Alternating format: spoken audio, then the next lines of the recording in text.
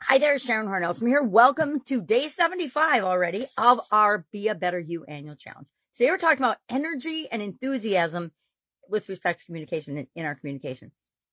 Why do we want to be energetic and enthusiastic when we're communicating? And let's talk about what places it's most important, because you don't have to be energetic and enthusiastic everywhere and in every communication, but there are critical ones that you want to be energetic and enthusiastic in, because they totally impact the results that you're going to get when you're behaving in that way. The power to persuade, the power to motivate, the power to influence, the power to get other people excited comes from the amount of energy and enthusiasm we bring in different situations, primarily through our body language, which is a form of communication, and our actions and the words that we say and the tone of voice we use, etc. I'll talk about 7 different ways that you can influence and make sure that you have energy in your communications. After we talk about some of the primary places that we want to make sure we are being positive and enthusiastic and energetic about, interaction with the personal relationships and the people we love and care the most about. We want to be positively energetic and enthusiastic there, right? I think my granddaughters, it's really easy to be enthusiastic and excited about children because they're excited about everything, and their energy and enthusiasm is contagious, just like ours is. We just forget about it as we get older and more serious and have problems and challenges and things we have to deal with all the time. We forget to focus on the things that we love and are passionate about. And that begins with the people and the relationships we care the most about. All those communications ought to be filled with that love and passion and enthusiasm and excitement so that they know that's how we feel about them. Causes that we care about, different passion projects and things that we have. If you're volunteering and you're not enthusiastic about it and positive and there for the right reason, please don't do it, because that negative energy is just as infectious, it's not even more so, than positive energy. Also, school, work, play, wherever you go, you take yourself with you. So take your best self. Don't take your grumpy, ornery, I got up on the wrong side of the bed self. Take your most positive, energetic, excited, enthusiastic, passionate, and willing to play full out self for that. So what are 7 ways that we can cultivate enthusiasm and energy in our communication? And how do we go about doing those things? Number 1, use positive body language. Lean forward. Let people know you're interested and excited. Make eye contact. We just talked about body language the other day. Make sure that you are letting people know that you care and are listening and want to know what they have to say or what they're communicating. Use hand gestures that reinforce the messages that you're sending and that show that you're enthusiastic. If you're just sitting there with your hands in your lap talking in a monotone, which we're going to talk about next, how energized and enthusiastic are the people that you're communicating with going to be? 0, or maybe even negative. Number 2, vary your tone and pace and pitch. How high or how low you speak, the tone of voice that you're using. I have a tendency with my granddaughters to get as excited as they do, and I raise my voice to too high a pitch. And so I'm practicing to make sure that I stop doing that, because I think it's bad for their little psyches. I know nobody likes to get screamed at, and it's out of my own fear of them getting hurt than anything else. And that's for me to deal with, not them. And so they shouldn't have to deal with my inappropriate volume or tone or pitch because I'm excited in a scared or negative way. We want to be excited and enthusiastic in a positive way. Number 3, speak with passion. If you are, and if you truly believe in the thing that you're talking about, you don't have any trouble with any of this communication, right? It's easy, and people totally get when you're being excited and enthusiastic authentically. Now, if you're trying to fake it, people see right through that too, and it doesn't work. If you don't really believe in what you're saying or believe in what you're doing, just be quiet for a while until you do believe in it. And if you don't, you just don't ever talk about it. So speak with passion. Number 4, engage with your audience. Make sure that no matter what type of situation you're in and you're communicating, whether it's a prepared speech, a performance, sometimes performances we don't engage, but a lot of times we do engage the audience, right?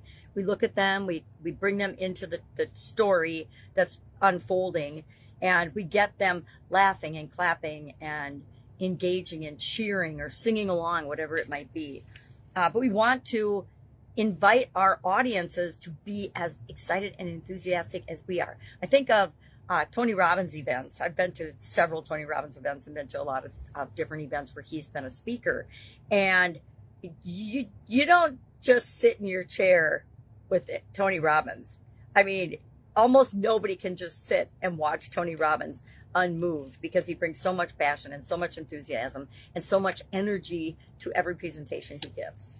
And he engages the audience, right? I guarantee if you're sitting still in the middle of a room in a Tony Robbins event, you're going to be called on. So if you don't want to be called on, you better stand up and participate. Number 5, practice active listening. Again, this is one of those things that I will work on forever, because it's such a critical communication skill, and people don't care how much you know until they know how much you care. I think that's a pretty wise saying. You need to care about other people and care about what they're talking about and be genuinely interested in it, and prove that by patiently being present and listening actively, asking questions for clarification, etc. But we want to present that we're listening and respond with genuine interest, right? When somebody's sharing something with you, be generally interested. It's a lot easier with people we love and care about, although sometimes we ignore them too because of all the other junk that's going around in our heads. Number 6, be authentic. Be yourself, be authentic, be who you really are. Don't pretend you're somebody else, especially in your closest relationships, because they're doomed to fail. If we pretend we're somebody else in our relationships with our family and the people we love and care about the most, and our friends and acquaintances, acquaintances are a level removed from, we need to be authentic with everybody, right? But what we choose to share won't be the same with everybody. And then finally, stay energized, right? Stay energetic. How do you stay energetic? There's similar things for all of us, and then there's different things for all of us. You know, Tony Robbins again talks about a power move. I adopted power moves ages ago. I used to walk like 5-6 miles a day at the state park near my old house, and about a fourth or a halfway through, I would be like, oh my God, I'm losing my energy. And so I would do a power move. I had a weird little power move I'd do on the trails that boosted my energy and gave me more energy. You can have a power move. You can eat right, exercise, hydrate, take care of yourself, get enough sleep.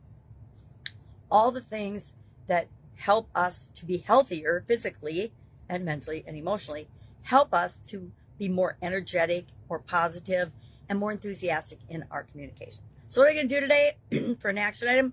We're going to pick one of these 7 things, and we are going to, excuse me with my cloggy throat, pay attention to it. Not the best communication, right, with the cloggy throat. Coffee always helps. We're going to pick one of the 7 things. So body language, tone and pitch. That's probably the one I'm going to pick. Speak with passion. I don't know that I'm doing much speaking today. Engage with your audience. I will do that today, as well as practice active listening, be authentic, and then take care of yourself. Okay? Pick one of those. Just write in the comments below the one that you're going to work on today, or you're going to do some action in today. Maybe you're going to make sure you go to bed on time today. And on time for you might be very different than me. Sometimes on time is 9 o'clock. Sometimes on time is midnight. Just depends on what's going on. But make sure you're getting enough rest and taking care of yourself, hydrating, etc. All right, that is our topic for today, energy and enthusiasm. On a scale of 1 to 10, rate yourself in terms of energy and enthusiasm in your communication. Do you think you bring your authentic self, your right tone and pitch, your engaging audiences, all these things to the table when you're communicating the majority of the time, right? None of us do it all the time. Nobody's perfect. Nobody does everything right all the time. Show me a perfect person, and I will, I guess, appreciate and be grateful for them for setting such a good example for the rest of us. All right, have an awesome day, and I will, of course, be with you tomorrow. Bye.